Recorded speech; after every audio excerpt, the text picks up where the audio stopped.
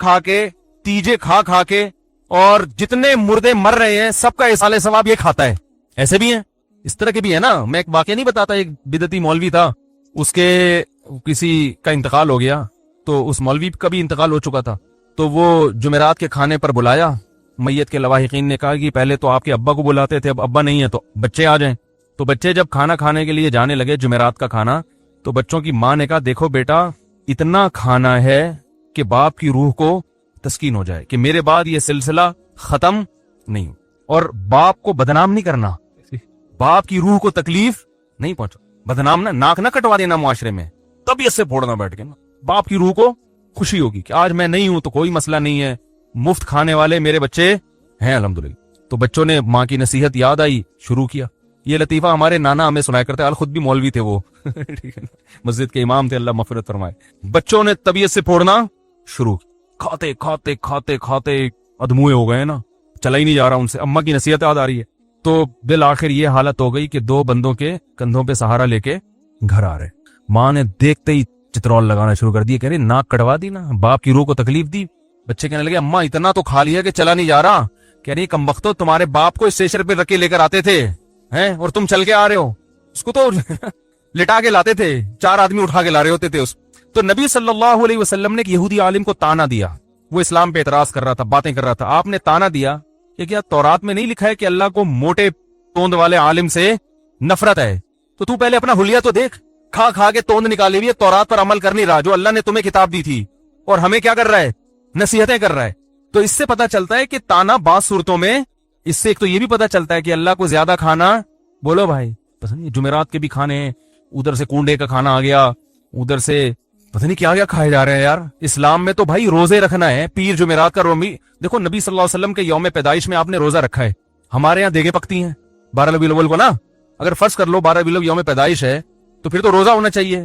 دیگیں ہو رہی ہیں, دبا کے کھا رہے ہیں, کھچڑے پک رہے ہیں, کھیریں کھا رہے ہیں. تو ہمارے نبی نے اپنی یوم ولادت پہ بھی روزہ رکھا. اسلام نے بتایا کہ بھائی توند بھرنا اچھی چیز نہیں ہے. نبی صلی اللہ علیہ وسلم کے پاس ایک کافر آیا, آپ نے اس کو دودھ پیش کیا, مہمان کا اکرام ہے نا, تو کافر کا بھی آپ اکرام کرتے تھے. دودھ پیش کیا, اس نے ایک پیالہ بھر کے دودھ پیا, آپ نے ایک اور پیش کر دیا, وہ بھی پی گیا, آپ ایک اور پیش کیا, وہ بھی پی گیا. 7 پیالے بھر کے اس نے دودھ کے, اور پیالہ بھی اس زمانے کا ہوتا تھا, 7 پیالے بھر کے جب 8واں پیش کیا اس نے کہا سحر ہو گیا اور حاجت نہیں. اس دودھ کی برکت تھی, نبی کے اکرام کی برکت تھی, کلمہ پڑھ کے مسلمان ہو گئے. اگلے دن دوبارہ آیا, کوئی آپ نے اسے کم کھانے کی ترغیب نہیں دی. ابھی تو اسلامی تعلیمات اس نے بیچارے نے سیکھی نہیں ہے نا, ابھی تو کلمہ سیکھا ہے, نماز دیکھی ہوگی. اگلے دن دوبارہ آیا, آپ نے پھر اکرام کیا, اسی طرح بھوکا تھا, آپ نے اسے دودھ کا ایک پیالہ پیش کیا, پی گیا. وہ دوسرا پیالہ پیش کیا, فرمایا رسول اللہ سحر ہو چکا ہوں, اب حاجت نہیں ہے. آپ نے اس موقع پر ارشاد فرمایا المؤمن یأکل فی معن واحد والکافر یأکل فی 7 امعاء. کافر 7 آنتیں بھرتا ہے پیٹ کی, اور مومن 1 آنت بھرتا ہے. 1 آنت میں مومن کیا ہو جاتا ہے, مومن چٹورا, سمجھ رہے ہو نا. چٹورے سے میری مراد ہے پھوڑنے والا. ایک تو چٹنی کباب کھانے کا شوق ہوتا ہے, وہ نہیں, پھوڑنے والا نہیں ہوتا. کھائے جا رہا ہے, کھائے جا رہا ہے, کھائے جا رہا ہے. آج ہمارا مذہب کیا ہے, کھانا مذہب ہے. بارات کے کھانے الگ کھائے جا رہے ہیں, حالانکہ اسلام میں ولیمہ بارات نہیں ہے. اور پھر مردوں کے تو اللہ کی شادیوں پہ اتنا نہیں کھایا جاتا جتنا مردوں پہ کھایا جاتا ہے. بھائی وہ میت کہے گی جب میں دولہا بنا تھا تو اتنا میرے ابا نے نہیں کھلایا تھا, یہ میرے نا رشتہ داروں نے. جب میں مرا ہوں تو لنگر ہے کہ ختم ہونے کا نام لے نہیں رہا, جو بھی آ رہا ہے کھا کے. اور لوگ کہتے ہیں کھاؤ, یہ کھانا بہت برکت والا کھانا, اس کو کھانا ضرور ہے, آپ نے کھانا ضرور ہے. تو کھا کھا کے ہمارے حضرت ایک شعر پڑھا کرتے تھے کہ ہم فراق یار میں, اصل شعر پتہ ہے کیا ہے, ہم فراق یار میں گھل گھل کے, وہ کیا ہے یار, اصل شعر کچھ اور ہے کہ ہم یار کی جدائی میں نا گھل گھل کے کمزور ہو گئے, مر گئے, یہ ہو گیا.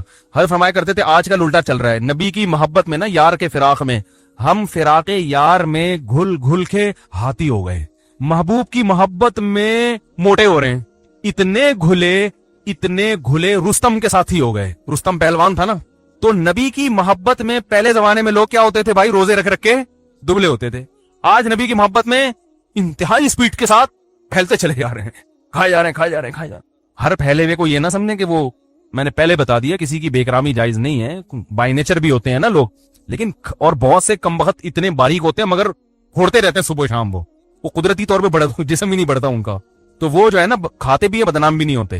तो एक बड़े भारी भरकम आलिम थे, बहुत भारी जिस्म उनका। मैंने उनसे पूछा, मैंने कहा आप क्या खाते हैं? उन्होंने कहा मैं खाता ही नहीं हूं, मैं एक टाइम खाना खाता हूं, 2 टाइम का नागा करता हूं, लेकिन फिर भी बदनाम हूं। उन्होंने कहा लोग मुझे देख के कहते हैं पता नहीं इतना खाते होंगे, हालांकि बहुत कम खाते थे वो।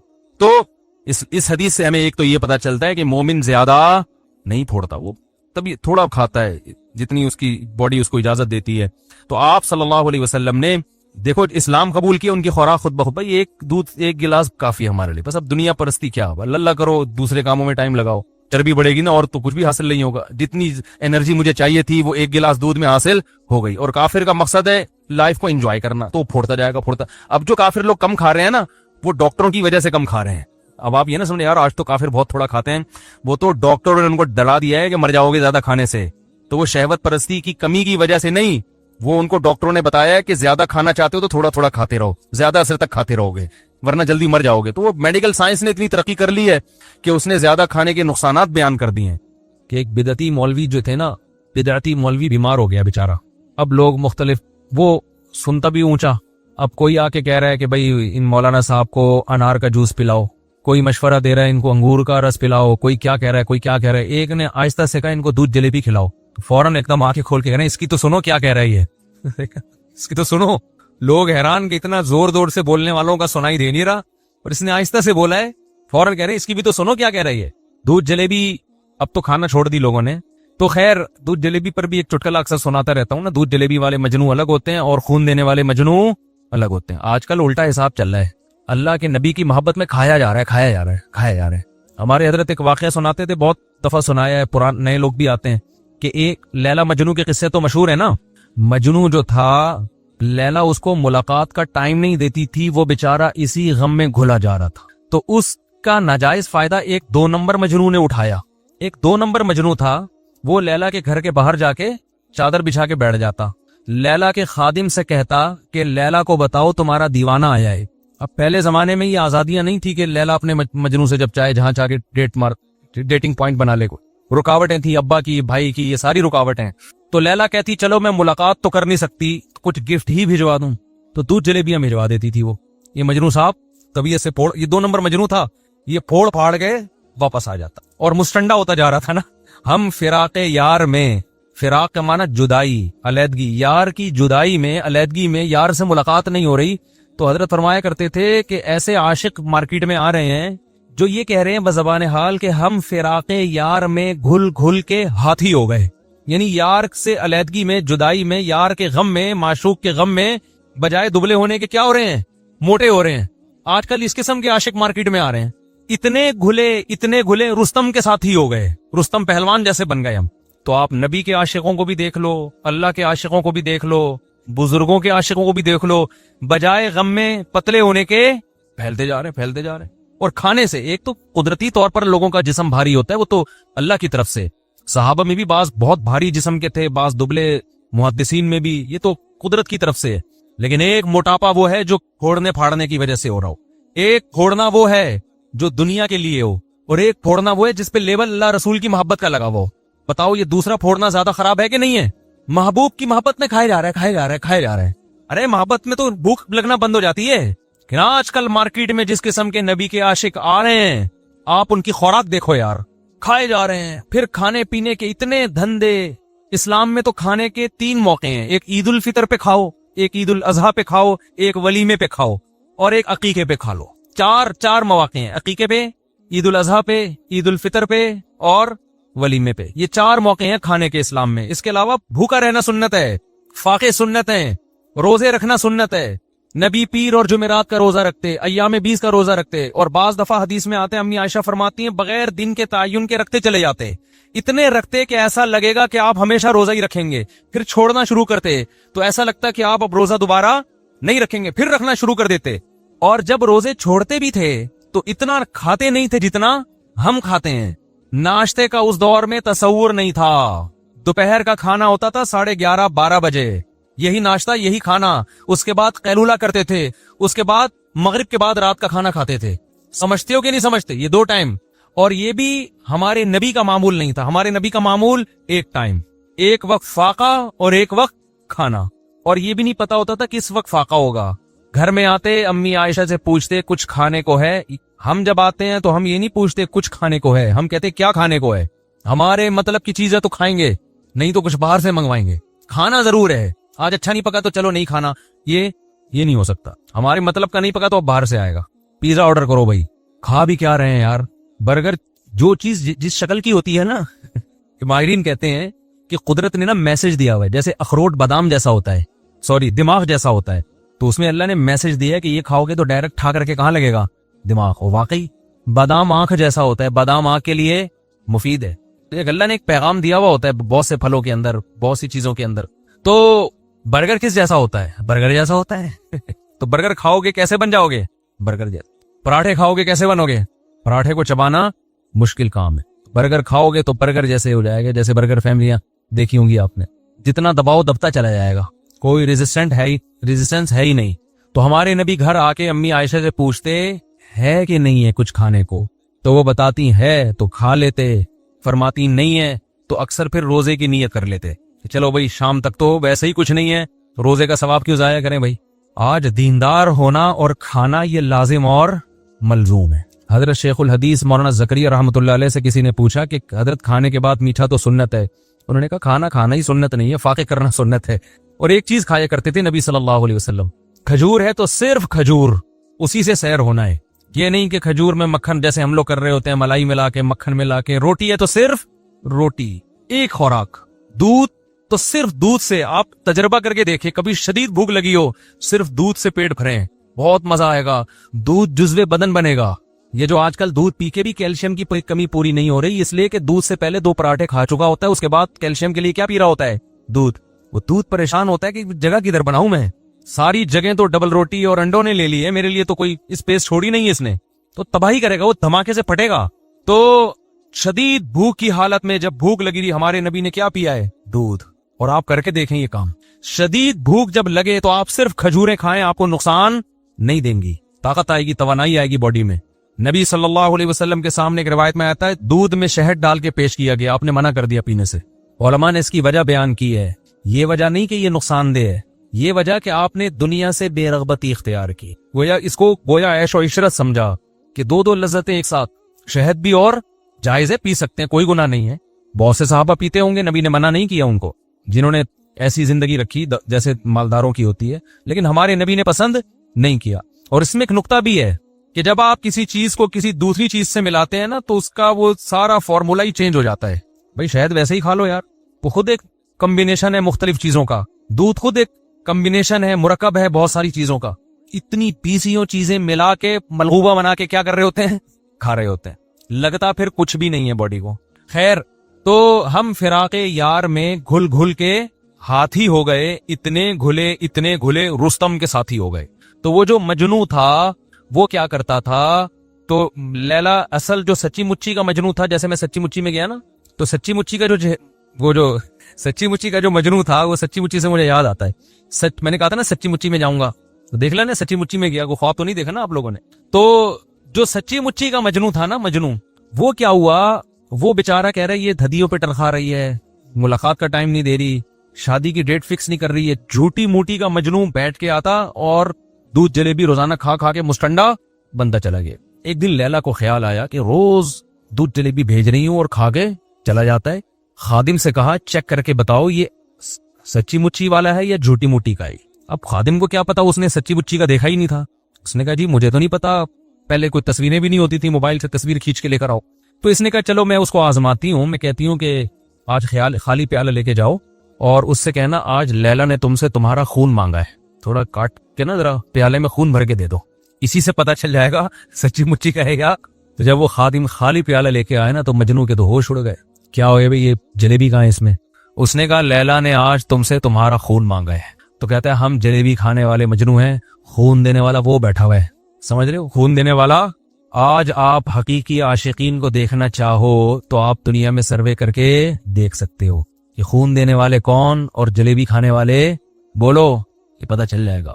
خون دینے والے الگ ہیں, جلیبیاں کھانے والے الگ ہی ہوتے. پہلا چیز کیا ہے, دنیا کو مسافر خانہ سمجھے انسان. جب مسافر خانہ سمجھے تو کامیابی کے اسباب اختیار کرے گا, کامیابی کو دماغ میں مسلط نہیں کرے. اللہ دے دے کامیابی ٹھیک ہے, نہیں دے تو بھی ٹھیک. دوسری چیز اللہ پہ توکل. توکل کا مطلب یہ ہوتا ہے اللہ نے جو قانون بنایا ہے عمل کا میں اس کو تو فوکس کروں گا, ہر کامیابی کا سبب میں اختیار کروں گا, نتیجہ میرے ہاتھ میں نہیں ہے. نتیجہ جو بھی نکلے چاہے الٹا نکلے وہ میرے لیے بہتر ہی ہوگا. میں بار بار مثال دیتا ہوں نا یعقوب علیہ السلام کی, ساری زندگی ٹینشنوں میں, سارے نتیجے الٹے ہی نکل رہے ہیں. ایک بچہ گم ہوا پھر دوسرا بھی گم ہو گیا, لیکن اللہ پہ توکل کر رہے ہیں, جو ہو رہا ہے میرے حق میں کیا ہو رہا ہے بہتر. رزلٹ کیا ہوا بہتر ہوا نا, رزلٹ سب سے اچھا ہوا. زکریا علیہ السلام کو اولاد ہی نہیں مل رہی, دعائیں مانگ مانگ کے آخر میں اولاد ملی, ایسی ملی کہ پیغمبر دے دیا اللہ نے, پیغمبر مل گئے ان. تو یعنی حضرت حکیم الامہ مولانا اشرف علی تھانوی رحمہ اللہ تعالیٰ فرمایا کرتے تھے, یعنی ان دو باتوں کا میں خلاصہ بیان کر رہا ہوں ان کی زبان میں, کہ رضا بالقدر, اپنے آپ کو اللہ کے حوالے کر دے, اپنے آپ کو اللہ کے سپرد, کہ جو میرے ساتھ ہوگا وہ میرے حق میں بہتر, بس میں اس پہ راضی ہوں. میں خدا نہیں ہوں, خدا کوئی اور ہے, بس جو ہوگا کیا ہوگا بہتر. لیکن اس کا دیندار لوگ غلط مطلب لیتے ہیں, جو ہوگا بہتر ہوگا لہذا بھاڑ میں جائے, جو مرضی کرنا ہے کرتے رہو, بیٹھے ہوگا تو وہی جو اللہ چاہے گا. یہ غلط مطلب ہے. ابے شوگر کا مریض لڈو کھا رہا ہے بیٹھ کے, اس کو کوئی سمجھا رہا ہے یہ تیرے کھانے کی چیز نہیں ہے, مرے گا, وہ کہے گا میں اللہ کی تقدیر پہ کیا ہوں راضی ہوں. یہ مطلب نہیں ہے. آپ نے حماقتوں کے سارے کام کر لیے, آپ کمانے کی کوشش نہیں کرتے. جب بیوی بچے صلواتیں سناتے ہیں ڈپریشن میں جاتے ہیں, اور پھر جب ڈپریشن اسٹریس ہوتی ہے تو آپ کہتے ہیں مفتی صاحب نے کہا ہے کہ اسلام یہ کہتا ہے کہ کسی چیز کی ٹینشن نہ لو, لہذا میں اس کی ٹینشن نہیں لے رہا. یہ مطلب ہرگز نہیں ہے. اپنی طرف سے آپ نے کامیابی کے تمام اسباب اختیار کرنے ہیں, پھر نتیجے کی ٹینشن نہیں لینی, پھر اللہ کی مدد ہوگی. اگر اپنی حماقتوں کی وجہ سے آپ پر آزمائشیں آئی ہیں, اس میں اللہ آپ کے دل کو صبر کے لیے نہیں تھامتا. علماء کہتے ہیں آپ کی حماقت سے جو پریشانی آئے گی اس میں آپ کو صبر کی توفیق نہیں ملتی. آپ نے کام صحیح کر رہے پھر بھی اللہ کی طرف سے آزمائش آ گئی, اس آزمائش میں اللہ کی طرف سے صبر کی توفیق ملتی, اللہ دل کو تھام لیتا ہے. آج کل جو آزمائشیں اور ٹینشنیں آ رہی ہیں وہ اللہ کی طرف سے نہیں آ رہی, وہ میری اور آپ کی حماقتوں سے آ رہی ہیں. سمجھتے ہو ان میں سب سے بڑی حماقت جو ہماری پاکستانی قوم کا بلکہ اکثر مسلم قوم کا المیہ ہے وہ حماقت ہے سستی اور کاہلی. یہ جو میں باتیں کرتا ہوں میں اپنے لیے بھی کرتا ہوں کہ مجھے بھی ہدایت ملے. آپ یہ نہ سمجھیں مفتی صاحب پتہ نہیں کتنے چست اور ایک دم صبح 4 بجے اٹھ کے ان کی ایکٹیویٹی شروع, اور ایک دم یہ نہیں, میں اپنے لیے بھی کر رہا ہوتا ہوں کہ مجھے بھی اللہ توفیق دے. ہم لوگ کسی بھی چیز کے اسباب کو بالکل بھی اختیار بولو نہیں کرتے. جیسے آپ کا پڑھائی میں دل نہیں لگ رہا, نہیں دماغ لگا, چھوڑ دو پڑھائی, لیکن جس کام میں دل لگ رہا ہے وہ تو کرو, پھر کچھ اور تو کرو, ٹھیلا ہی لگا لو. یہ جو سارا دن پڑے ہوئے ہیں نا پوستیوں کی طرح, یعنی دیکھو ایک ہوتا ہے آرام. آرام کی ڈیفینیشن کیا ہے؟ جب آپ اہم کاموں میں تھک جائیں تو باڈی کو کیا دیں؟ آرام. تو آرام مقصد نہیں ہوتا, آرام اہم کاموں کے لیے باڈی کو دوبارہ سے تیار کرنا, اس کو کیا کہا جاتا ہے؟ ریسٹ. سمجھتے ہو اس کو کیا کہا جاتا ہے؟ ریسٹ. ہمارے ہاں المیہ یہ ہے آرام مقصود ہے. کام جب سر پہ مجبوری میں عذاب میں ٹینشن میں آتا ہے نا کہ مر نہ جاؤں, پھر کام کرنا شروع کر دیتے ہیں. نہیں یاری میرے خیال ہے بس ہر آدمی کی خواہش ہے میں پڑا رہا ہوں آرام سے, اللہ یہ کہ کوئی آسمانی آفت نہ, آسمان نہ پھٹ جائے, کوئی بہت بڑا عذاب نہ آ جائے میرے اوپر. جیسے آپ دفتر جاؤ گے تو دفتر آپ اس وقت تک نہیں پہنچتے جب تک کہ آپ کو یقین ہے کہ اب مزید لیٹ ہوا تو اب باس کی طرف سے صلواتیں سننے کو ملے گی. اب اٹھنا مجبوری بن چکی ہے. اس کا مطلب آرام اصل تھا, کام کیا ہو گیا؟ ایک جزوی. یہی ہو گیا کہ نہیں ہو گیا؟ تو یہ لائف اسٹائل صحیح نہیں ہے. اس میں آپ کو اگر ناکامی ملے گی تو یہ ناکامی اللہ کی طرف سے نہیں ہے, یہ کس کی طرف سے ہے؟ آپ کی طرف سے. آپ اگر صبح و شام الٹی سیدھی چیزیں پھوڑ پھاڑ کے آپ نے برابر کر دی ہیں اور پھر آپ کا کولیسٹرول لیول بڑھ گیا, آپ کو ہارٹ کے مسائل شروع ہو گئے, آپ کو شوگر, آپ کے کرتے میں مسئلے, تو یہ بیماری اللہ کی طرف سے نہیں ہے. یہ کس کی طرف سے میرے بھائی؟ آپ کی اپنی حماقتوں کی وجہ سے. اس لیے ان بیماریوں میں, آج کل بیماریوں میں عام طور پہ صبر کی توفیق مل نہیں رہی ہوتی. ٹھیک ہے, کیونکہ یہ کس کی حماقتوں سے ہوتی ہے؟ اللہ کی. اور اس میں تسلی بھی نہیں ملتی.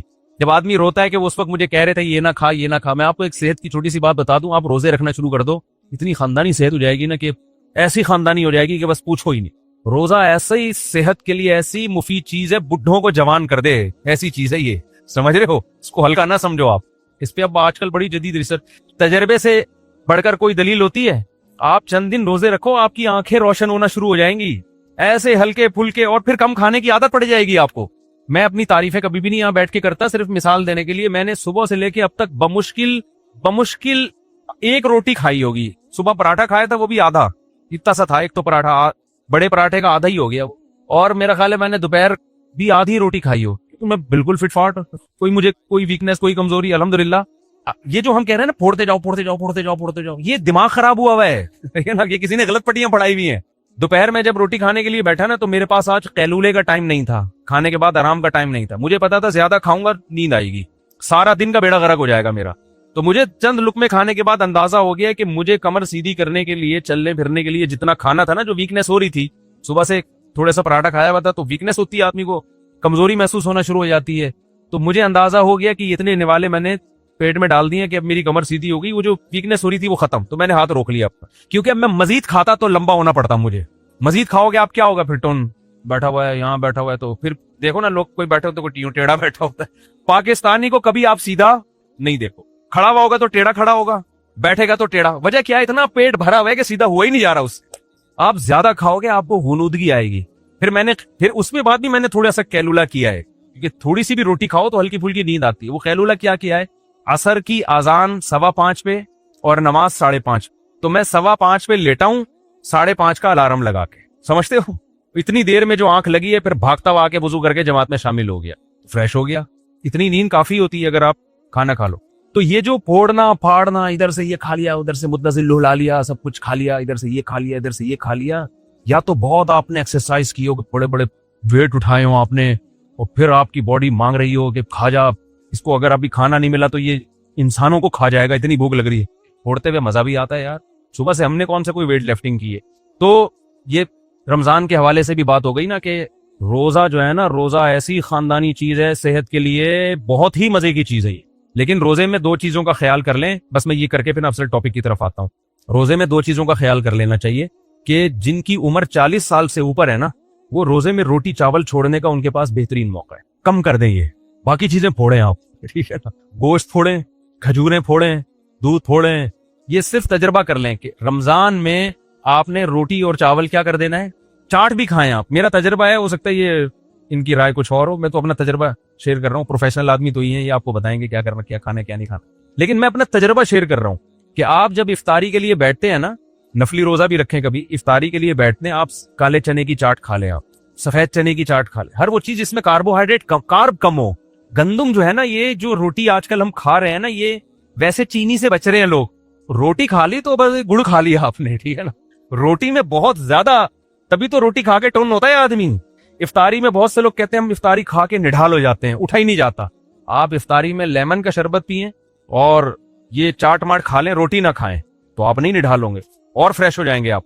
समझते हो कि नहीं समझते? तो इफ्तारी में ये रमजान जो है सेहत बनाने का ऐसा बेहतरीन, और इससे फिर आपको पूरे महीने जब आप कंटिन्यू ये रूटीन रखेंगे आपको आदत पड़ जाएगी। मैंने अक्सर देखा है रमजान गुजरने के बाद ईद में ज्यादा भूख लगती नहीं है, फिर बल्कि पेट खराब हो जाता है ज्यादा खा लोगे आप।